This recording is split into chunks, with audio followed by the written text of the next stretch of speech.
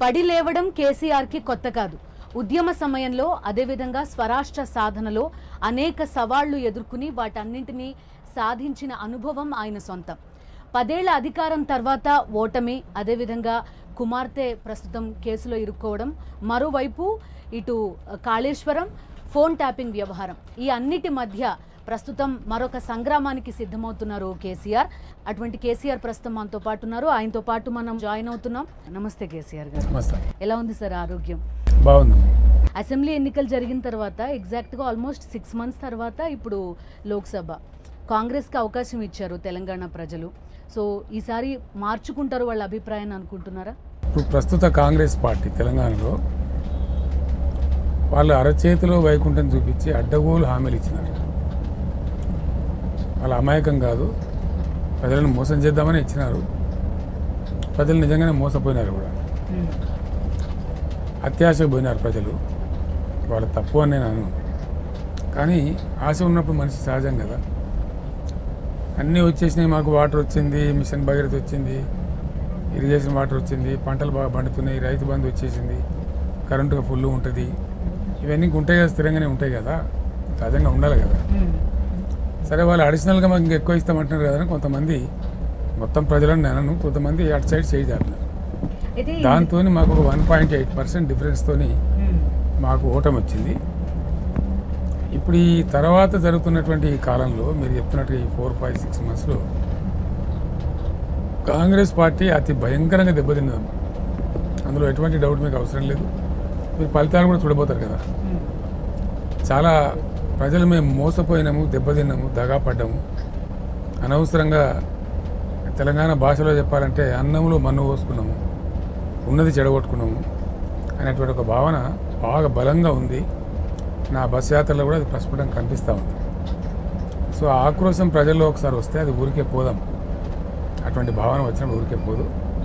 డెఫినెట్గా పార్లమెంట్ ఎన్నికల్లో వాళ్ళ ప్రతాపం ప్రజలు చూపిస్తారు. బీఆర్ఎస్ చాలా అద్భుతమైన పర్ఫార్మెన్స్ ఇస్తుంది. ఇప్పుడు మీరు జనాల్లో కొంతమందికి అత్యాశ వచ్చింది అన్నారు. ఎందుకు వెనకబడ్డాము, లేకపోతే ఎందుకు అధికారం కోల్పోయామని రివ్యూ చేసుకోకుండా జనాలకి అత్యాశ అనడం ఎంతవరకు కరెక్ట్? మమ్మల్ని ఓడించింది ప్రజలు. మేము ఎన్ని రివ్యూలు చేసుకున్నా కూడా ఎందుకు ఓడించిండ్రు అంటే ప్రజలకే తెలుసు. నేను అన్నది ఊరికే ప్రజలు నిందించాలని అనలేదు నేను. ప్రజలు కొంచెం అత్యాశకు గురైండ్రు. అతికి మించిన ఆశలు కాంగ్రెస్ చూపెట్టడం, ఆ ప్రలోభానికి కొంత ప్రజలు లోనైండ్రు. దాంతో 1.8% తేడాతోని మేము డిఫీట్ అయినా. మాకు పెద్ద రౌట్ కాదు మాది, స్వల్ప తేడాతో మాకు ఓటమి వచ్చింది. ఇప్పుడు అది కాంగ్రెస్కి రివర్స్ కాబోతుంది.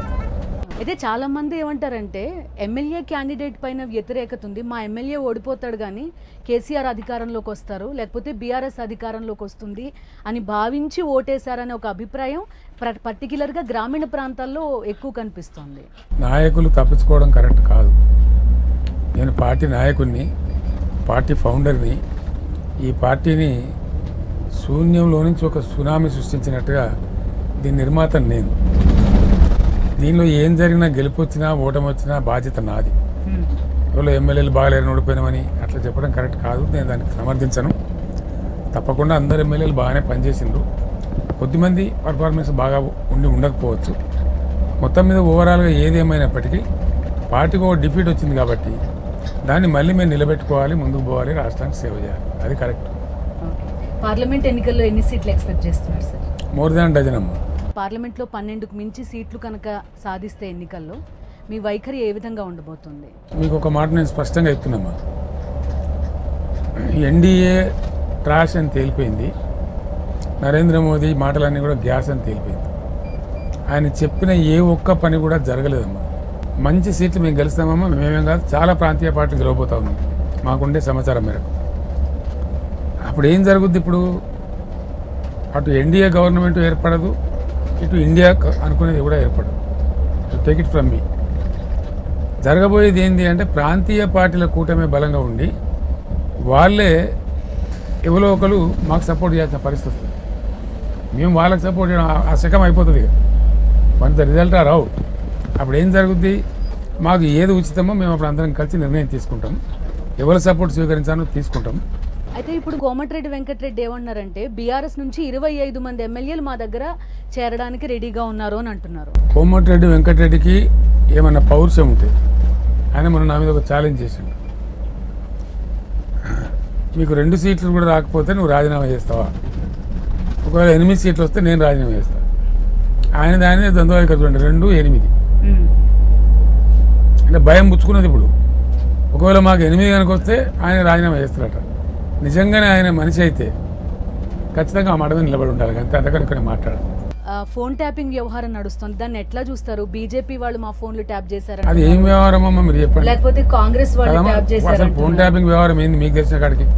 అంటే గవర్నమెంట్ ఎలాంటి ప్రకటన చేయట్లేదండి, కానీ మీడియాలో వార్తలు కదమ్మా. ఏమంటే మీడియా పిచ్చి మీడియా ఉంటాయి కదా, బాకా మీడియా, కాకా మీడియా, అమ్ముడు పోయిన మీడియా చాలా. మన దగ్గర న్యూస్ పేపర్లు కూడా న్యూస్ పేపర్ లాగా లేవు, అవి వ్యూస్ పేపర్ల కింద ఉన్నాయి. వేరేజ్ ఫామ్ హౌస్ లో ఈ బీఆర్ఎస్ ఎమ్మెల్యేలు కొనుగోలు వ్యవహారంలో ఆ విషయం మీకు తెలిసింది కూడా ఈ ఫోన్ ట్యాపింగ్ వల్లే అనే ఒక చర్చ కూడా నడుస్తుంది. నేనేమంటున్నామా, ప్రతి ప్రభుత్వ వ్యవస్థకు ఎంటైర్ ప్రపంచవ్యాప్తంగా గూఢాచార వ్యవస్థ ఉంటుంది. ఎప్పటికప్పుడు వాళ్ళు సమాచారాలు ఇస్తారు ప్రభుత్వానికి, ప్రభుత్వ అధినేతలకు. వాడు ఏం చేసి సమాచారం సంపాదించినది మాకు తెలియదు. ఫోన్ ట్యాపింగ్ అనేది అసలు గవర్నమెంట్కు, మంత్రులకు, ముఖ్యమంత్రికి సంబంధించిన అంశమే కాదు. Not at all. అది కూడా అట్లా అనుకుంటే సిల్లీ. 200 దాటదు ఎన్డీఏ కూటమి అంటున్నారు, కానీ అబ్కీ బార్ 400 పార్ అంటున్నారు వాళ్ళు. అబ్కీ బార్ 400 బార్ వాళ్ళు చెప్పేది కరెక్టే అమ్మా. పొరపాటున మోడీ గెలిస్తే పెట్రోల్ డీజిల్ ధరలు 400 పార్ అవుతాయి, అది గ్యారంటీ. 400 రూపాయలు దాటేస్తుంది, అది పక్కా. అది ఇప్పుడు దేశానికి తెలిసిపోయింది. ఎంచేపు హిందూ ముస్లిం గొడవ తప్ప ఇంకేం రాదు కదమ్మా. ఆ మోడీకి కానీ వాళ్ళ వేగబండికి కానీ వాళ్ళకి వచ్చేదా విద్య, ఇంకేం రాదు. ప్రజలు లేరు, కష్టాలు లేవు, నిరుద్యోగాలు లేవు, పరిశ్రమలు లేవు, ఐటీ లేదు, సమస్యలు లేవు, రైతులు లేరు, గిరిజనులు లేరు, దళితులు లేరు. ఎంతసేపు హిందూ ముస్లిం మా మాట చూడు, మా గుద్దో అనేది ముచ్చట. ఆ పిచ్చిలేక తప్ప అది అందరికి తెలిసిపోయింది. ఇప్పుడు మీరు ఇక్కడ ధరణి అనేది ఒకటి స్టార్ట్ చేశారు, దాన్ని పెద్ద వివాదం చేశారు బీజేపీ కాంగ్రెస్ రెండు కలిపి. ఇప్పుడు అక్కడ ఏపీ ఎలక్షన్స్ తీసుకుంటే సేమ్ ల్యాండ్ టైటిలింగ్ యాక్ట్ని మళ్ళీ ఇది ఒక బూచి కింద చూపించే ప్రయత్నం చేస్తున్నారు. మీ అభిప్రాయం ఏంటి 2 అంశాలపైన? భూమిని చిక్కుల్లో పెట్టి, రైతులను రాచి రంపాన పెట్టి, ఎవడి భూమి ఎవడిదో తెలియకుండా కన్ఫ్యూజన్లో పెట్టి, లక్షల కోట్లలో, వందల వేల కోట్లలో దండుకున్నారమ్మ ఇంతకుముందు. ధరణి వల్ల చాలా లాభాలు వచ్చినాయి. నా భూమి నాది, నాకు ఇంకా నిశ్చింతగా ఉండొచ్చు అనేటువంటి అభిప్రాయం ఇంతకుముందు ఉండేది కాదు.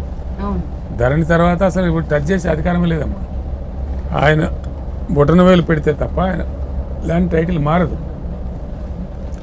డెఫినెట్లీ బహుశా జగన్మోహన్ రెడ్డి గారు చేసే కూడా అదే ప్రయత్నం కావచ్చు, అలాంటి సిమిలర్ ప్రయత్నమే కావచ్చు. నాకు భూములు లాక్కోకుండా ఉండడానికే ధరణి, భూములు లాక్కోకుండా ఉండడానికే ల్యాండ్ టైటిల్. అర్థం చేసుకుంటే కాళేశ్వరం అంశం మీరేమంటారంటే, కాళేశ్వరం అంటే కేవలం 3 బ్యారేజ్లు మాత్రమే కాదంటారు.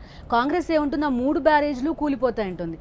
బ్యారేజ్లు కూలిపోయినప్పుడు ఇటు లేకపోతే లిఫ్ట్లు కానివ్వండి, లేకపోతే రిజర్వాయర్లు కానివ్వండి, ఇవన్నీ ఉండి ఏం లాభం అనేది ఒక ప్రశ్న. అమ్మ నేను ఒకటే మాట చెప్తున్నా, కాళేశ్వరంలో 3 బ్యారేజ్లకు ఏం కాలేదు, ఏ ఒక్క బ్యారేజ్ కూడా ఏం కాలేదమ్మా. అదంతా పిచ్చి ప్రచారం. ఒక బ్యారేజ్లో, ఒక బ్లాకులో ఒక 3 PSకు క్రాక్స్ వచ్చినాయి అంతే. 3 పిల్లర్లకి 300 పిల్లర్లు ఉండేటువంటి దీనిలో వాటికి వచ్చినాయి. ఇంకా వాళ్ళు చెప్పేదేమో గోబెల్స్ ప్రచారం, ఇంక 2 బ్యారేజ్లు కూడా కూలిపోతే కాంగ్రెస్ ఎట్లా అవుతుందమ్మా? ఎట్లా అవుతుంది కాంగ్రెస్? ముఖ్యమంత్రి ఏమైనా ఇంజనీరా? ఈ మంత్రులు సోకాళ్ళు వీళ్ళు ఇంజనీర్లా? నేనేమన్నా ఇంజనీర్నా? నేను కూడా కాదు కదా. ద క్వశ్చన్ ఈజ్, దానికి ఉండే చాలా పెద్ద వ్యవస్థ కాళేశ్వరం అంటే. అందులో ఒక బరాజ్కి 2 పిల్లర్లు క్రాక్ వస్తే దాన్ని పట్టుకొని దాని ఏదో మేము కేసీఆర్ని అప్రతిష్ట చేయగలము అని ఒక దుర్మార్గమైన విధానంలో, ఒక చిల్లర విధానంలో పోతున్నారు తప్ప అదేం జరగదు. దాన్ని నెగ్లెక్ట్ చేసి 70-80 TMC నీళ్ళు సముద్రానికి వదిలి ఇలా పంటలు ఎండబెట్టి వాళ్ళే కొనుక్కున్నారు. ఇప్పుడు పార్లమెంట్ ఎన్నికలు ఆ ఫలితం అనుభవించబోతారు వాళ్ళు. కాంగ్రెస్ పార్టీ పరిచయం బిగ్ ప్రాబ్లం. నీళ్ళు తీసుకోకపోవడం మూలాన జరిగినటువంటి నష్టం చాలా ఎక్కువ. పంటలు పోయినాయి, మంచినీళ్ళకి ఇబ్బంది అయింది, అన్నిటికీ బాధ అయింది. కాబట్టి ఇప్పుడు ఆ ఫలితం, ఆ కోపం ప్రజలు చూపెట్టబోతారు ఇప్పుడు పార్లమెంట్ ఎన్నికలలో.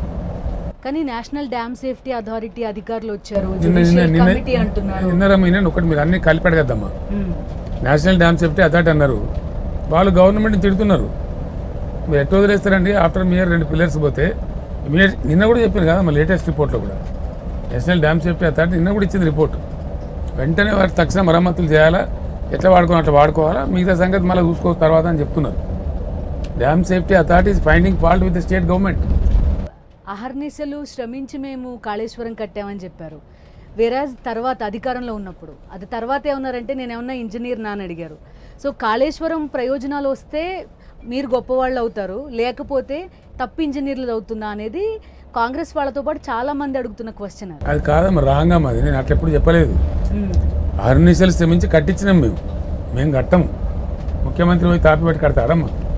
కడతారా? పాసిబులేనా? ప్రధానమంత్రి ఏదో నేను పార్లమెంట్ కట్టిన చెప్పి ఆయన కట్టిండా? ఆయన రాళ్ళు మూసిండా? పునర్దబ్బిండా? ఆయన కట్టాడు కదా.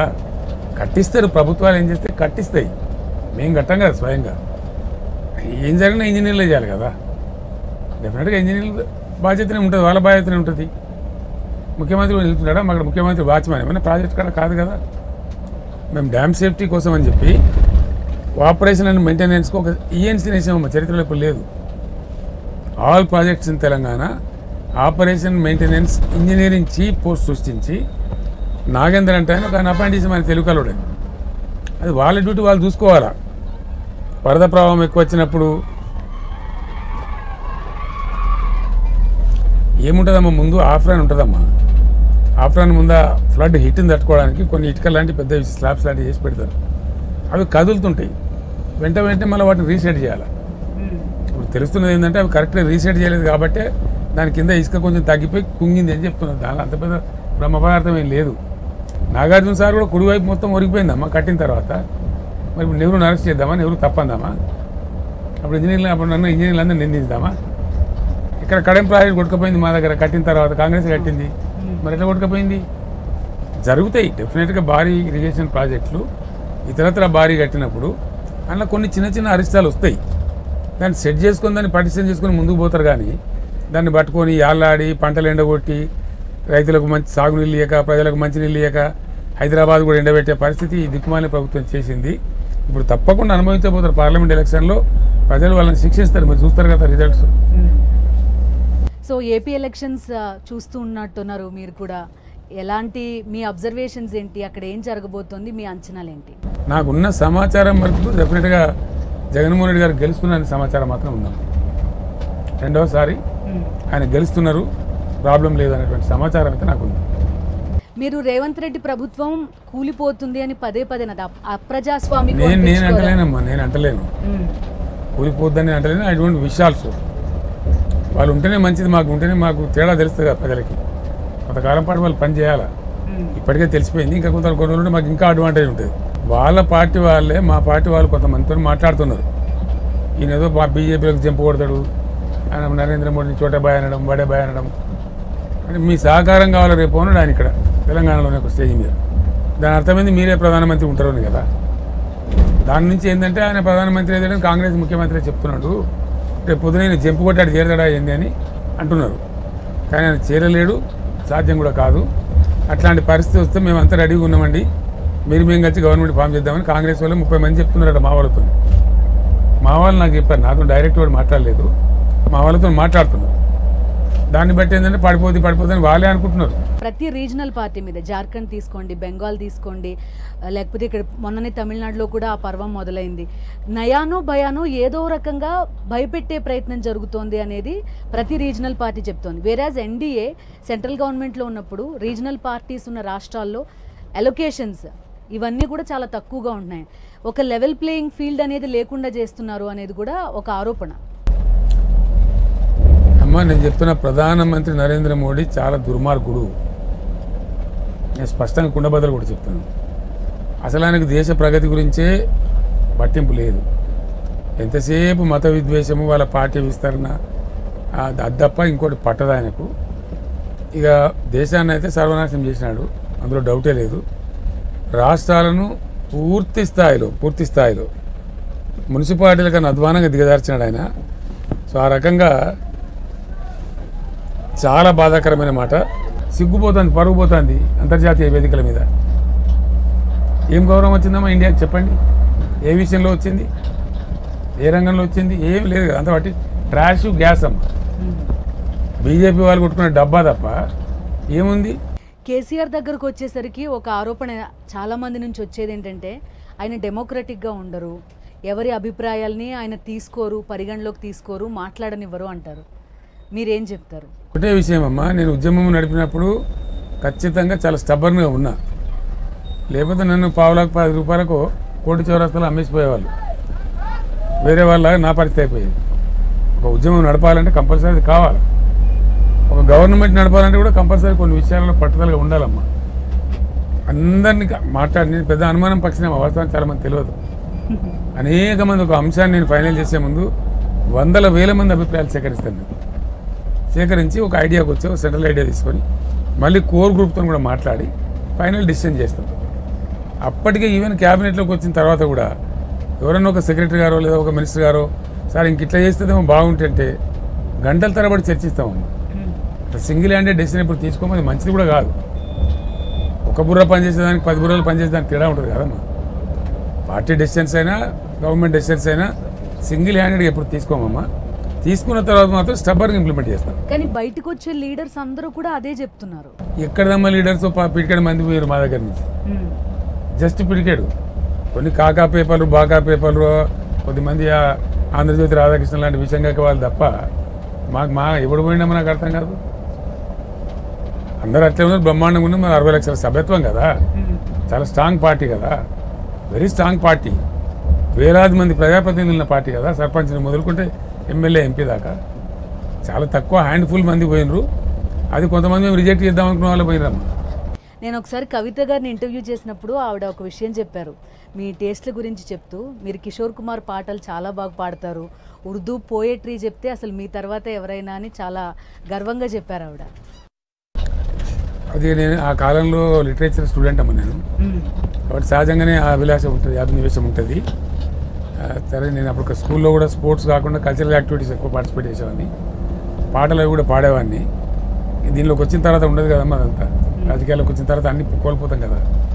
You lost everything. కవితను అరెస్ట్ చేసినప్పుడు మీరు అన్నిటి పదవుల కంటే ముందు ఉద్యమ నాయకుడు, సీఎం, వీటన్నిటికంటే ముందు ఒక ఫాదర్కి కూతురికి ఉండే బాండ్ అసలు ఎవరికీ ఉండదు. చాలా గారాబంగా పెంచుకుని కూడా ఉండుంటారు. ఆ టైంలో మీకేమనిపించింది? కవితను అరెస్ట్ చేస్తారని నాకు ముందే తెలుసమ్మా. I told Kavitha to be bold. You are going to be a political victim. మనం ఏం తప్పు చేయలేదు.